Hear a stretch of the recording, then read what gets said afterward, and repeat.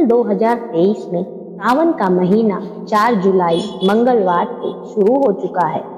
यह दिन विवाहित महिलाओं के साथ साथ कुंवारी कन्याओं के लिए भी विशेष महत्व रखता है। इसकी मान्यता है सावन माह के सभी मंगलवार माता गौरी को समर्पित है। इस दिन महिलाएं अखंड सौभाग्य की प्राप्ति के लिए माता पार्वती की पूरी विधि विधान से पूजा करती हैं। वहीं मनचाहा वर पाने की इच्छुक कन्याओं को इस व्रत से लाभ मिलता है। दोस्तों, आज का दिन बड़ा ही पावन है। आज मंगला गौरी का व्रत है, तो आज हम मंगला गौरी की व्रत कथा का श्रवण करेंगे। शास्त्रों में कहा गया है कि जो भी व्यक्ति मंगला गौरी का व्रत करता है, उनकी कथा को पढ़ता है या सुनता है, उसका जीवन सुखमय हो जाता है।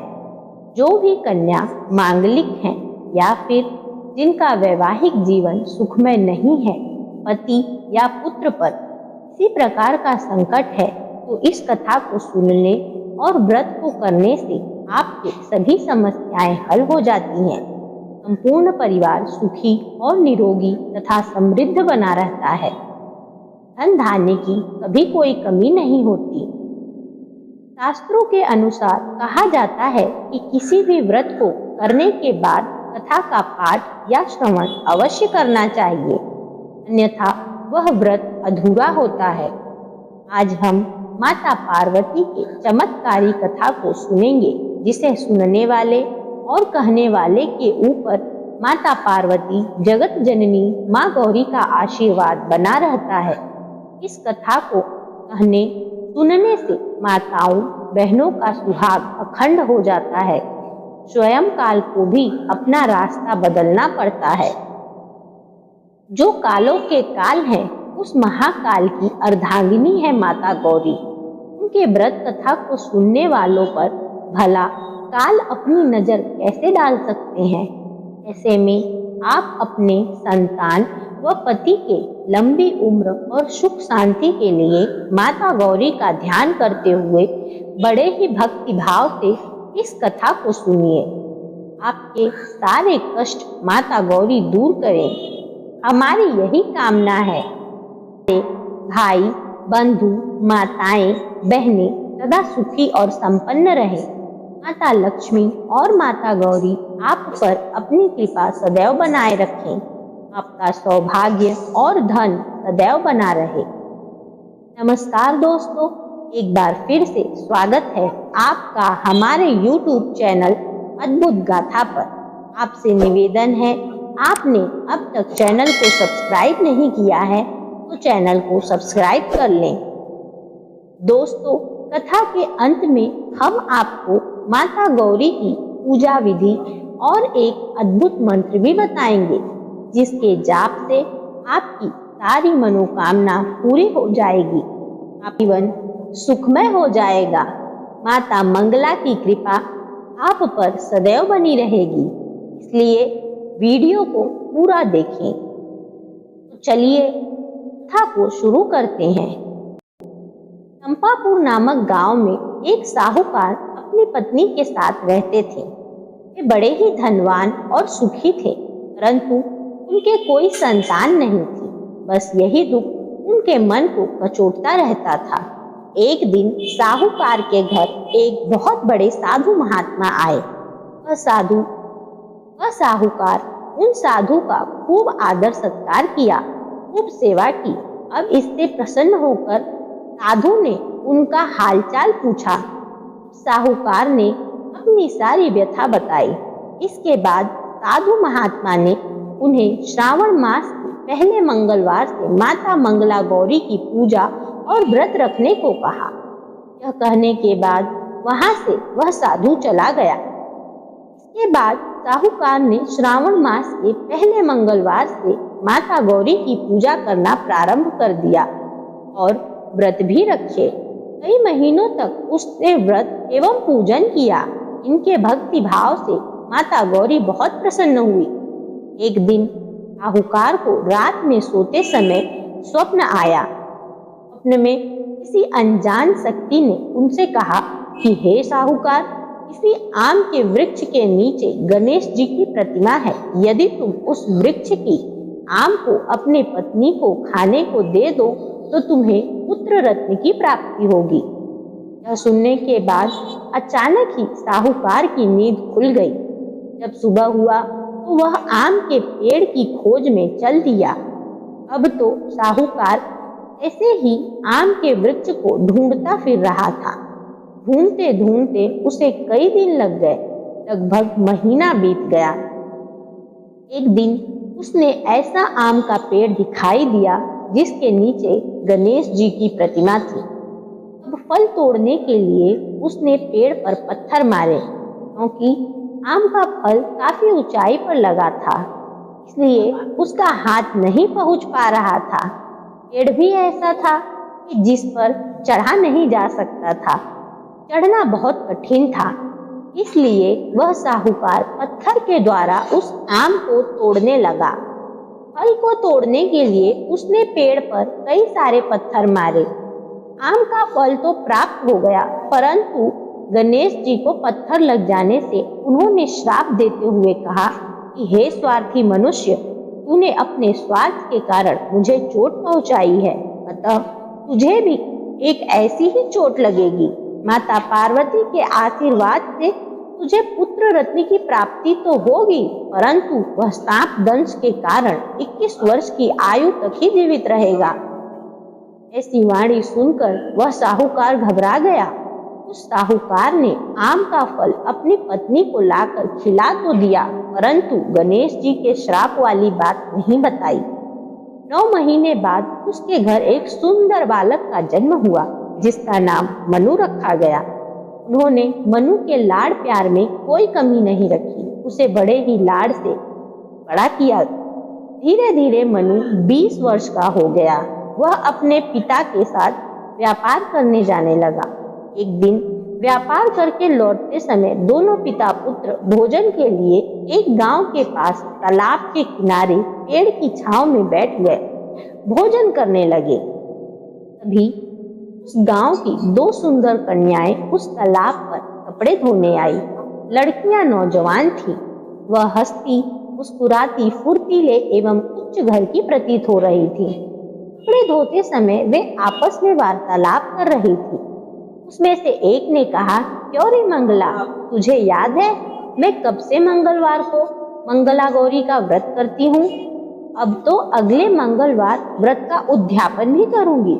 इसी व्रत के करने से मुझे मेरे मन लायक पति मिलेगा और सुख चैन से मैं रहूंगी। ऐसा कहते हुए कमला ने आगे कहा, मंगला, तू भी अगले साल सावन माह से पहले मंगलवार से व्रत करना चालू कर देना, तो ऐसे में तुझे भी तेरे मनपसंद वर मिल जाएगा। इस व्रत को करने से पति की आयु बढ़ती है और पति के ऊपर जो भी अकाल मृत्यु होता है वह टल जाता है। माँ गौरी की कृपा से उसका सुहाग अखंड हो जाता है। कमला की बात सुनने के बाद मंगला ने भी व्रत करने को हामी भर दी और वह व्रत करने के लिए तैयार हो गई। इधर पेड़ के नीचे भोजन करते समय वे दोनों पिता पुत्र उन लड़कियों की बातें सुन रहे थे। उन लड़कियों के वार्तालाप से सेठ जी ने समझ लिया कमला नाम की लड़की अपने पुत्र के विवाह के लिए सर्वथा उपयुक्त है। सेठ जी ने अपने पुत्र की मनोकामना जानने के लिए पुत्र से कई तरह की बातें कही। पुत्र भी अपने पिता के विचारों से सहमत हो गया। तब सेठ जी ने अपने पुत्र का कमला के साथ विवाह करने का निश्चय कर लिया और सोचा कि ऐसा करने पर मेरे पुत्र की आयु बढ़ जाएगी और जो अनहोनी घटना उसके भाग्य में लिखी है वह भी टल सकती है। कन्या तो बड़े ही सौभाग्य वाली है, इसके ऊपर माँ गौरी की असीम कृपा है। पिता पुत्र कमला के पीछे पीछे उसके घर पहुंच गए। कमला के पिता भी नामी साहूकार थे। सेठ जी ने कमला के पिता से अपने पुत्र के विवाह के बारे में बात की। वे कमला के पिता ने अपनी पुत्री का विवाह मनु के साथ करने की सहमति दे दी। इसके बाद एक शुभ मुहूर्त में बड़े ही धूमधाम से उनका विवाह संपन्न हो गया। दोनों ने पति पत्नी के रूप में संसार चलाना शुरू कर दिया तो घर में बड़ा ही आनंद का वातावरण रहने लगा। कमला ने ससुराल में आकर भी माता मंगला गौरी का व्रत नियमानुसार चालू रखा। माता गौरी ने एक दिन कमला को सपने में दर्शन देकर कहा कि हे बेटी, मैं तेरे व्रत से अत्यंत प्रसन्न हूँ, लेकिन पुत्री, तेरे पति की आयु बहुत कम है। अगले मंगलवार को एक सर्प तेरे पति के प्राण ले लेगा, लेकिन तू घबराना नहीं। सर्प के लिए एक प्याले में मीठा दूध रख देना, उसके पास एक खाली मटकी भी रख देना। अब दूध को पीकर उस मटकी के अंदर बैठ जाएगा, तब तू जल्दी से उस मटकी का मुंह कपड़े से बांध देना और उसे जंगल में छोड़ आना, जिससे तेरे पति के प्राण बच जाएंगे। मंगला ने कहा, हे माता, जब सर्प दंश से मेरे पति की मृत्यु होने वाली है, तो क्या उस सर्प को छोड़ने के बाद कोई अन्य सर्प मेरे पति को नहीं मार सकता? तो इस पर माता पार्वती ने कहा, हे पुत्री, सिर्फ और सिर्फ उसी सर्प के काटने से तुम्हारे पति की मृत्यु होगी, इसलिए उस सर्प को तुम यहाँ से बहुत दूर जंगल में छोड़ देना, तो तुम्हारे पति के ऊपर जो मृत्यु का भय है वह टल जाएगा। मंगलवार का दिन आ गया। कमला ने किसी को कुछ नहीं बताया और माता पार्वती के कहे अनुसार सारा कार्य कर दिया। माता पार्वती की कृपा से मंगला के पति के प्राण बच गए। जब घर में लोगों को सारी घटना मालूम हुई तो सबने खुशी मनाई। अब तो चारों ओर कमला का गुणगान होने लगा। गांव की महिलाओं ने कमला से व्रत का विधि विधान पूछा और व्रत करने लगी।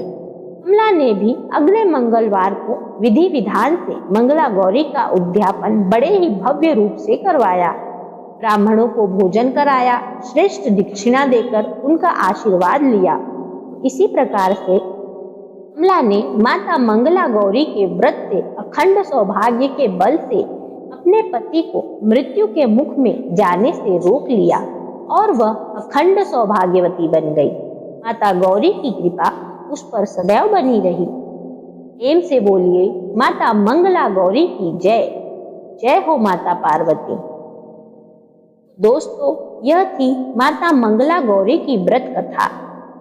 आइए अब हम जानते हैं व्रत विधि की हमें किस प्रकार से करना है और माता मंगला गौरी का अद्भुत मंत्र, जिसे करने से आप पर हर प्रकार की कष्ट से मुक्ति पा सकते हैं। आइए सुनते हैं। जिन युवतियों और महिलाओं की कुंडली में वैवाहिक जीवन में कमी या शादी के बाद पति से अलग होने या तलाक होने जैसे अशुभ योग निर्मित हो, उन महिलाओं के लिए माता मंगला गौरी व्रत विशेष रूप से फलदायी है। जिस भी व्यक्ति की कुंडली में मांगलिक योग हो, उस व्यक्ति को चाहे स्त्री हो या पुरुष, विवाहित हो या अविवाहित, श्रावण मास के प्रत्येक मंगलवार को मंगला गौरी व्रत अवश्य करना चाहिए। प्रातःकाल सूर्योदय से पहले उठकर नित्य क्रिया कर्म, स्नान आदि करके एक पवित्र स्थान पर माता गौरी की स्थापना गणेश जी के साथ करना चाहिए। भगवान गणेश जी के दाहिने भाग में माँ गौरी की स्थापना करनी चाहिए। कलश लाकर नारियल की स्थापना करनी चाहिए। गाय के घी के दीपक जलाएं और इन सब की स्थापना करके पूजा करके फूल, मेवा, सुपारी, लौंग, मेहंदी, चूड़ियाँ चढ़ानी चाहिए। इसमें फल, फूल, माला, मिठाई और सुहाग की वस्तुओं को भी शामिल करना चाहिए। कलश पर मिट्टी से मंगला गौरी की मूर्ति बनाकर रखें। सर्वप्रथम हम गणेश जी का पूजन, फिर कलश तथा दीपक का पूजन करें। मंगला गौरी की मूर्ति को जल से, फिर पंचामृत से, पुनः जल से छींटे देकर विधि पूर्वक पूजन सामग्री से पूजा करें। याद रहे कि मूर्ति का श्रृंगार करना ना भूलें तथा गणेश जी को जनेऊ अवश्य चढ़ाएं। एक कटोरे में आटा भरकर उस पर सुपारी रखें तथा जो दक्षिणा देना है वह आटे के अंदर रखें। पंचम एवं लड्डू का भोग लगाएं तथा कथा को सुने और आरती करें। अब आइए जान लेते हैं माता गौरी का अद्भुत मंत्र। यह मंत्र है सर्वमंगल मांगल्ये शिवे सर्वार्थ साधिके शरण्ये त्र्यंबके गौरी नारायणी नमोस्तुते। ओम श्री मंगला गौरी नमः। ओम गौरी शंकराय नमः। ओम गौरी शंकराय नमः।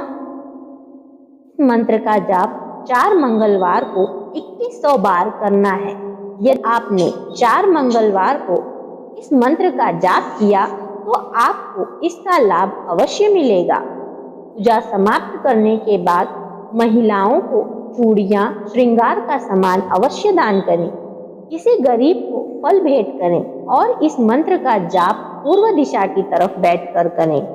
याद रहे, किसी अच्छे कार्य के करने से पहले बहुत सारी अड़चनें आती हैं, तो अपने मन में दृढ़ निश्चय के साथ संकल्प लें और इस मंत्र का प्रारंभ करें। किसी भी प्रकार के बीच में कठिनाई आए, बाधाएं आए, आप इस मंत्र का उच्चारण करना बंद ना करें, इसे करते ही रहें। तो यही थी माता मंगला गौरी की पूजन विधि और अचूक मंत्र।